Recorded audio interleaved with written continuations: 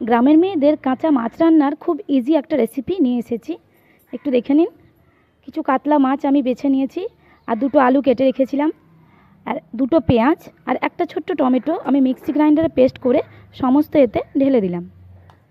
একটু লঙ্কার গুঁড়ো, একটু হলুদের গুঁড়ো, সামান্য একটু জিরের গুঁড়ো আর স্বাদ অনুযায়ী লবণ আমি অ্যাড করব।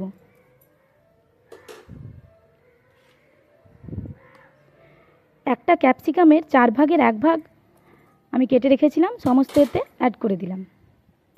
এতে মাছের সুগন্ধটা খুব সুন্দর আসে। আর মাছটাকে আপনারা লবণ দিয়ে ধুয়ে নেবেন, একটু আঁশটে গন্ধ থাকবে না। পরিমাণ মতো তেল আমি অ্যাড করব। তেলের পরিমাণটা আপনারা নিজেদের মতো বাড়িয়ে কমিয়ে নিতে পারেন। কেউ একটু বেশি তেল খায়, কেউ একটু কম তেল খায়। এবার আমি সমস্ত মাছ আর আলুগুলোকে ভালোভাবে মাখিয়ে নেব। আপনারা কে কোথা থেকে দেখছেন ভিডিওটা একটু কমেন্ট করে জানাবেন। নেক্সট কী ভিডিও নিয়ে আসবো একটু জানাবেন। সবশেষে আমি পানি অ্যাড করলাম,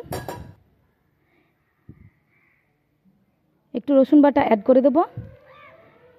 এবার ঢাকা দিয়ে গ্যাসে চাপিয়ে দেব। আমার 15 মিনিট মাছটা ফুটে এসেছে, দেখুন মাছটা অলমোস্ট হয়ে এসেছে। একটু কাশ্মীরি লঙ্কা গুঁড়ো দেওয়ার জন্য কালারটা খুব সুন্দর এসেছে।